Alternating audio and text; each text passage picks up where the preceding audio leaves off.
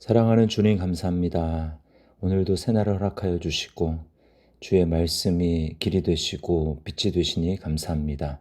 오늘도 그 말씀을 붙들고 캄캄한 이 세상 가운데 또 내 길을 어떻게 가야 될지 주님 분명히 알게 하시고 밝히 보게 하시고 그래서 순종하며 나아가는 길이 복됨을 경험하는 하루가 될 수 있도록 인도하여 주시옵소서. 성령 우리와 동행하여 주시고 떠나지 아니하심에 감사합니다. 주님을 신뢰하고 믿고 찬양합니다. 예수님의 이름으로 기도드리옵나이다. 아멘. 찬송가 179장 함께 찬송하겠습니다.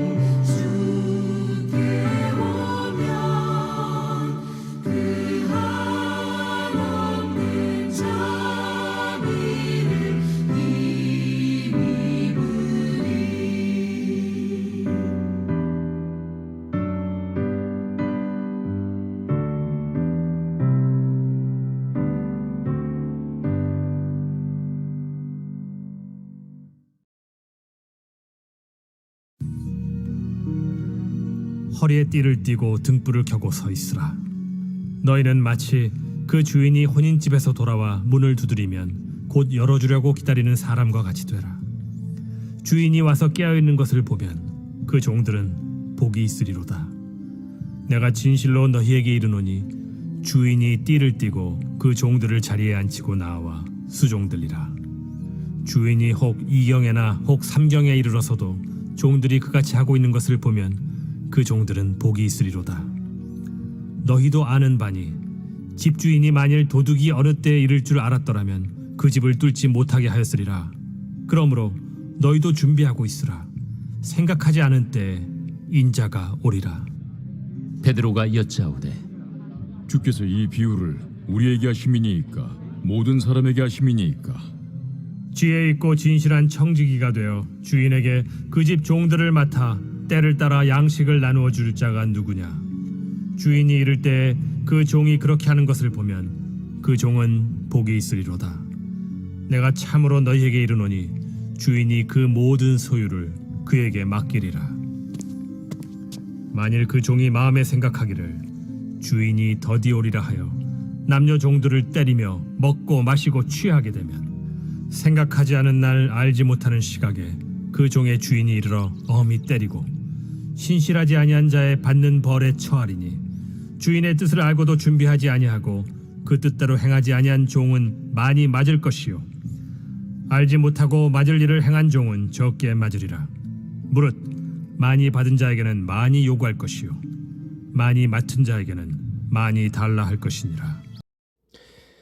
오늘 본문의 말씀은 깨어있음에 대해서 우리에게 말씀하고 있습니다. 깨어있는 자가 복이 있다고 말씀합니다. 37절에 보면 주인이 와서 깨어있는 것을 보면 그 종들은 복이 있으리로다. 또 40절에 그러므로 너희도 준비하고 있으라. 생각하지 않은 때에 인자가 오리라. 이렇게 말씀하십니다. 깨어있음에 대해서 말하는 비유가 여럿이 있죠. 그 중에 대표적인 게 지혜로운 열 처녀의 비유입니다. 그리고 오늘 본문에서는 이 종들의 비유를 이야기를 하고 있는데 핵심은 깨어서 준비하고 있으라는 것입니다. 근데 강조점이 조금 다른데요. 종들의 비유는 주인이 우리에게 맡겨주신 사명이 있다는 것입니다. 그리고 그 사명을 충실하게 감당하라는 것이죠. 먼저 우리는 깨어있다는 것이 무슨 뜻인지 알아야 합니다. 오늘 여기 주인이 돌아올 때 주인을 맞이할 준비를 하라고 이야기를 합니다. 그리고 36절에 보면 너희는 마치 그 주인이 혼인집에서 돌아와 이렇게 이야기를 합니다. 주인이 지금 혼인집에 갔다고 말씀을 하고 있어요. 종들과 떨어져 있는 것이죠. 우리는 이 비유가 너무나 명확하다는 걸 잘 알고 있습니다. 주인은 누구입니까? 예수님이죠. 종들은 또 청지기는 우리 성도들을 말합니다. 성도들도 우리 주인이신 그리스도와 지금 떨어져 있습니다. 성령으로 우리 안에 계시지만 우리가 그 주님을 얼굴로 보지는 못합니다. 그래서 주님은 다시 오신다고 말씀을 하셨습니다. 따라서 우리는 주님이 오신다는 약속을 붙들고 준비하며 기다려야 하는 것입니다. 이것이 오늘 비유의 핵심이요 초점입니다. 자, 그런데 어떤 모습으로 우리가 준비해야 하는가? 이게 참 중요합니다. 35절에 보니까 허리에 띠를 띠고 등불을 켜고 서 있으라 이렇게 말씀을 합니다. 이것은 마치 출애굽하는 이스라엘 백성들의 이 태도를 그 장면을 연상하게 합니다. 출애굽기 12장에 보면 하나님이 이제 유월절을 준비하시죠. 애굽의 장자들을 다 죽이시기로 작정을 합니다. 근데 유대인들은 이스라엘 백성들은 유월절 음식을 먹으라고 말씀을 하시는데 유월절 양과 또 무교병과 쓴 나물 이런 것들을 먹습니다. 그런데 어떻게 먹느냐 하면 허리에 띠를 띠고 발에 신발을 신고 손에는 지팡이를 잡고 먹는 것입니다. 이게 뭘 보여줄까요? 애굽을 떠날 때가 임박했다라는 것을 말해주는 것입니다. 애굽은 우리 성도들에게 이 세상을 상징하죠. 네. 이건 뭘 얘기합니까? 나는 애굽에 속한 자가 아니다. 나는 곧 애굽을 떠난다. 그리고 나는 떠날 사람이다 라고 하는 것을 이 준비와 채비하는 모습을 통해서 알 수 있다는 것입니다. 여러분, 이 준비를 하고 있다는 하는 사람은 긴박감을 느끼겠죠. 이제 나가는구나. 언제 나갈까? 항시라도 준비하는 것입니다. 그리고 언제 출발하는 그 나팔 소리가 들리는지 거기에 귀를 기울이고 있는 것입니다. 다른 한편으로는 어떨까요? 기대감을 갖는 것입니다. 정말 자유의 몸이 되는 것이 어떤 것일까? 바로의 압제에서부터 해방되는 것이 어떤 것일까? 여러분, 이것에 대한 기대감이 있는 것입니다. 우리도 동일합니다. 하나님의 백성으로 우리가 완전한 하나님의 통치를 받게 되는 것, 죄가 완전히 사라지는 것이 과연 어떤 세상일까? 하나님의 나라는 과연 얼마나 기쁜 곳일까? 이런 것에 대한 기대감이 있는 것이죠. 여러분, 그러므로 깨어있다는 것은 하나님의 나라가 완전히 실현될 것을 기대하는 것입니다. 하나님 나라에 대한 소망과 열망을 가지는 것입니다. 마음이 주님께 가 있어야 하고 하나님 나라에 가 있어야 하는 것입니다. 이게 바로 깨어있다라는 뜻입니다. 여러분은 깨어 있습니까? 우리는 깨어 있어야 합니다. 그것이 복이 있다. 깨어 있지 못한 사람은 화가 있습니다. 깨어 있지 못한 사람, 우리는 그날에 어떻게 될지 장담할 수 없습니다. 자, 그러면 어떻게 깨어 있을 수 있을까요? 오늘 본문에서 두 가지로 좀 생각을 해볼 수 있습니다. 자, 첫 번째는 보물을 하나님 나라에 쌓는 삶입니다. 그러니까 어제 본문이죠. 바로 앞절인 한 절 앞에 34절에 보면 너희 보물 있는 곳에는 너희 마음도 있으리라. 이 주님이 보물을 말씀하신 다음에 이제 깨어있어 준비하라고 말씀하신 것이 참 의미가 있습니다. 보물이 있는 곳에 마음이 있습니다. 여러분의 마음이 여러분의 지금 집에 있기를 원하시면 집에 시간과 돈을 많이 투자하면 됩니다. 집을 꾸미는데 돈과 시간을 투자하면 됩니다. 그러면 계속해서 집이 생각이 날 것입니다. 마음이 골프장에 있고 싶다면 어떻게 하면 될까요? 간단합니다. 골프에 돈과 시간을 많이 투자하면 됩니다. 그러면 계속해서 틈만 나면 골프장 생각이 날 것입니다. 그렇다면 우리 마음이 하나님과 하나님 나라에 있기를 원한다면 어떻게 하면 될까요? 우리 하나님에게 또 하나님 나라의 일에 우리의 돈과 시간을 투자하면 되는 것입니다. 간단합니다. 너희 보물 있는 곳에 너희 마음도 있으리라. 이것은 주님이 말씀하신 불변의 법칙입니다. 마귀가 하는 일은 무엇일까요? 끊임없이 성도로 하여금 이 땅의 일에 걱정하고 염려하고 근심하도록 우리 마음을 사로잡는 것입니다. 우리 시선을 절대로 하늘을 바라보지 못하게 하는 것입니다.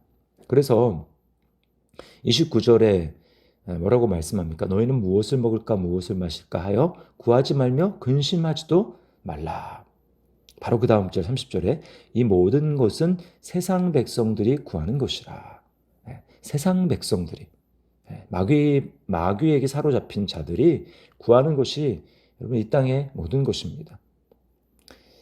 계속해서 마귀는 우리에게 염려에 사로잡히게 할 것입니다. 우리는 믿음으로 그것을 대적하고 믿음으로 주님을 바라보며 나아가야 합니다. 누가복음 21장 34절에 주님은 이렇게 경고하십니다. 너희는 스스로 조심하라. 그렇지 않으면 방탕함과 술 취함과 세상 생활의 염려로 마음이 둔하여지고 뜻밖의 그날이 덫과 같이 너희에게 임하리라.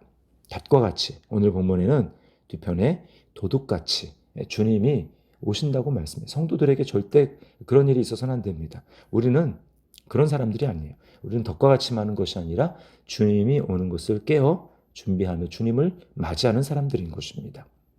자, 어떻게 깨어 있을 수 있을까요? 두 번째는 사명을 감당해야 합니다.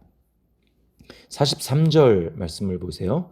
주인이 이를 때에 그 종이 그렇게 하는 것을 보면 그 종은 복이 있으리로다. 그렇게 하는 것을 보면 그렇게 하는 것이 뭘까요? 42절 바로 앞절에 보십시오. 주께서 이르시되 지혜 있고 진실한 청지기가 되어 주인에게 그 집 종들을 맡아 때를 따라 양식을 나누어 줄 자가 누구냐. 여기 지혜 있고 진실한 청지기라고 말합니다. 지혜 있다라는 게 뭘까요? 하나님의 마음을 아는 것입니다. 주님의 뜻을 아는 것입니다. 하나님의 선하시고 기뻐하시고 온전하신 뜻이 무엇인지 분별하는 것입니다. 그리고 거기에 따라 순종하는 것이죠. 이게 바로 지혜 있는 사람입니다. 또 이 진실하다라는 말은 신실하다라는 것입니다. 믿음직하다라는 것이죠. 주님이 어떤 일을 맡기셨을 때 여러분 우리가 신실한 사람에게는 안심이 되지 않습니까? 불안하지 않습니다. 주님이 그런 사람을 찾고 계신다라는 거고 우리가 그런 사람이 되기를 바라신다라는 것입니다. 그러면 여러분 주님이 지혜 있고 신실한 그런 청지기에게 무슨 일을 맡깁니까? 그 집 종들을 맡아 때를 따라 양식을 나누어 줄 자라고 이야기를 합니다. 그 집 종들을 맡아 때를 따라 양식을 나누어 줄 자. 그 집 종들이라는 것은 무엇입니까? 하나님이 맡긴 영혼들입니다. 여기 양식은 무엇일까요? 이것은 구제 사업을 말하는 게 아닙니다. 배고픈 사람에게 밥을 주는 것, 이것은 2차적인 것이고 하나님께 있어서 정말 중요한 일은 썩을 양식이 아니라 썩지 않는 양식, 곧 생명의 양식이신 하나님의 말씀을 말하는 것입니다. 그 하나님의 말씀, 복음을 나누어 줄 자, 영혼들을 맡아서 그 복음을 나누어 주고 하나님 말씀으로 먹일 수 있는 그런 사람, 그 사명을 주님이 맡기신다라는 것입니다. 우리가 바로 그리스도인들이 바로 이 사명을 맡은 사람들입니다. 직접적으로 하든 간접적으로 하든 우리는 이 사명을 맡은 사람들이에요. 사람들에게 복음을 전해서 그들의 영혼을 구원해야 합니다. 직접 할 수도 있고 또 어떻게든 간접적으로든 우리는 이 일을 도와야 됩니다. 기도해야 되고 그 현장에 같이 나가야 하고 이 일을 위해서 함께 기도하고 그리고 할 수 있는 일들, 내가 가진 은사로 우리는 돕고 협력해야 하는 것입니다. 또 만약에 그들이 구원을 얻었습니다. 생명을 얻었습니다. 이제 복음으로 태어났습니다. 거듭났습니다. 그럼 어떻게 합니까? 말씀을 가르쳐야죠. 가르쳐서 그 영혼을 잘할 수 있도록 예수님을 아는 데서 잘하도록 만들어야 되는 것입니다. 그 일에 우리가 헌신해야 하는 것입니다. 또 어떻습니까? 육신과 마음이 연약한 사람들을 주님이 주신 능력, 그리스도의 이름으로 치유해서 생명이신 주님과 동행할 수 있도록 만들어야죠. 여러분, 가르치고 치유하고 전파하는 거, 이게 우리 교회 비전과 사명 아닙니까? 주님이 하셨던 일이죠. 이것이 바로 교회의 사명입니다. 저는 목사로서 이런 동역자들을 만날 때 얼마나 기쁜지 모릅니다. 마음이 정말 든든합니다. 제가 이렇게 든든한데 하나님은 얼마나 더 기뻐하시겠습니까? 헌금 많이 하는 성도보다 여러분 이런 사명에 헌신하며 함께 이 길을 걸어가는 사람들 보는 것이 기쁨입니다. 세상은 점점 자기 자신을 사랑합니다. 돈을 사랑합니다. 쾌락을 사랑하기를 하나님보다 더 할 것이라고 바울 사도가 디모데후서 3장에서 경고합니다. 세상은 자기를 위해 사는 것을 지혜롭고 현명하다고 말하며 그래서 사랑이 점점 식어져 가게 될 것입니다. 왜요? 자기 자신만 돌보니까요. 주위를 돌아보지 않으니까요. 여러분, 그러나 그 길의 끝은 하나님 없는 멸망입니다. 우리는 원래 그런 사람들이었습니다. 그러나 그리스도께서 우리의 그런 나밖에 모르는 옛사람과 죄의 정욕을 십자가에 못 박으셨습니다. 우리는 십자가 위에서 우리 옛사람이 죽었습니다. 나를 위해서 살려고 하는 그 욕심과 정욕이 죽었습니다. 그래서 하나님이 우리를 예수 그리스도 자기 아들의 핏값으로 우리를 사셨습니다. 그러면 우리는 우리 것이 아닙니다. 정말 우리가 예수님을 믿는다면, 그분이 나의 주인이심을 고백한다면 우리는 우리의 것이 아닙니다. 내가 가진 모든 것도 내 것이 아닙니다. 그러므로 더 이상 나를 위해 사는 사람이 아니고 나를 기쁘게 하는 삶이 아니라 우리는 주님을 위해 주님을 기쁘시게 하는 그런 삶을 살아야 하는 것입니다. 주님의 기쁨은 영혼이 구원받고 영혼이 거룩해지고 하나님 나라를 열망하며 그 나라를 상속받는 것, 그거 외에 주님의 더한 기쁨은 없습니다. 여러분, 주님을 위해 살아가는 것은 고역이 아닙니다. 이것이 진정한 기쁨이에요. 나를 위해 살아가면 여러분 기쁩니까? 잠깐은 기쁘지만 그것은 곧 지루해지고 그것은 곧 나에게 사로잡히는 그러한 삶입니다. 주님을 위해서 살아갈 때 때때로 우리는 오해도 받고 힘들고 어려움이 있습니다. 자신의 한계에도 부딪힙니다.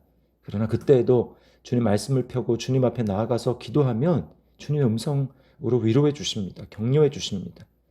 여러분, 주님의 격려와 주님의 위로를 받는 것보다 더 큰 기쁨이 어디 있습니까?